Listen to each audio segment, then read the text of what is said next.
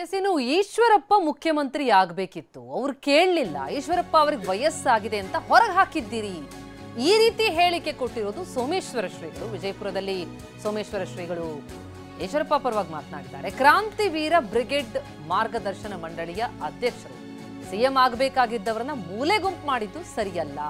ಪಕ್ಷ ಕಟ್ಟಿದ್ದಾರೆ ಈಶ್ವರಪ್ಪ ಅವರು, ಅವರನ್ನ ಮನೆಯೊಳಗೆ ಇಟ್ಕೊಳ್ಬೇಕು. ಪಕ್ಷದ ಸಂಘಟನೆಗೆ ಅವರ ಮಾರ್ಗದರ್ಶನವನ್ನ ಪಡಿಬೇಕು, ಆದ್ರೆ ಅವರನ್ನ ಮೂಲೆ ಗುಂಪು ಮಾಡಿರುವಂತದ್ದು ಸರಿಯಲ್ಲ ಅಂತ ಸೋಮೇಶ್ವರ ಶ್ರೀಗಳು ಹೇಳಿಕೆ ಕೊಟ್ಟಿದ್ದಾರೆ. ಈಶ್ವರಪ್ಪ ಪರವಾಗಿ ಬ್ಯಾಟ್ ಬೀಸಿದ್ದಾರೆ ಸೋಮೇಶ್ವರ ಶ್ರೀ. ವಿಜಯಪುರದಲ್ಲಿ ಮಾತನಾಡಿದ್ದಾರೆ. ಪಕ್ಷದ ಸಂಘಟನೆಗೆ ಈಶ್ವರಪ್ಪ ಅವರ ಮಾರ್ಗದರ್ಶನ ಪಡಿಬೇಕು, ಅವರನ್ನ ಸೇರಿಸಿಕೊಳ್ಳಬೇಕು ಅಂತಿದ್ದಾರೆ ಶ್ರೀಗಳು.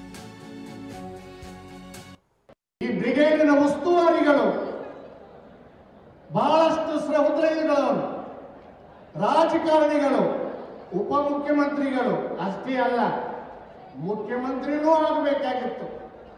ಆದ್ರೆ ಪುಣ್ಯಾತ್ಮ ಬೇಡಲಿಲ್ಲ, ನನಗದು ಬೇಕು ಅಂತ ಬೇಡಲಿಲ್ಲ.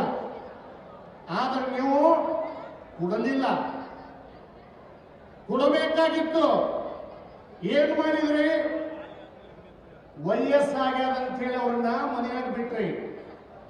ಪಕ್ಷವನ್ನ ಕಟ್ಟಿರ್ತಕ್ಕಂಥ ವ್ಯಕ್ತಿಯನ್ನ ಮನೆಯಾಗಿ ಬಿಟ್ರಿ.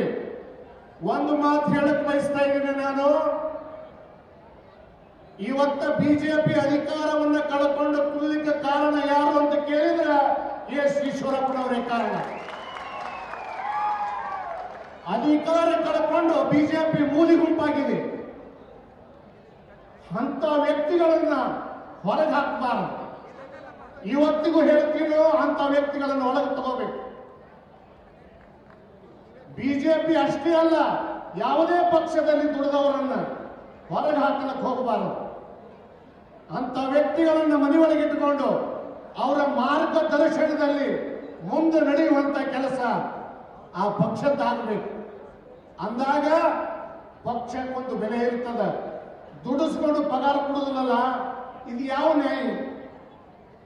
ಮುಖ್ಯಮಂತ್ರಿ ಆಗಬೇಕಾದವರನ್ನ ಮೂಲೆ ಗುಂಪು ಮಾಡ್ತಾ ಇದ್ರಲ್ಲಿ ಇದು ಯಾವ ನ್ಯಾಯ? ಈ ಬ್ರಿಗೇಡಿನ ಉಸ್ತುವಾರಿಗಳು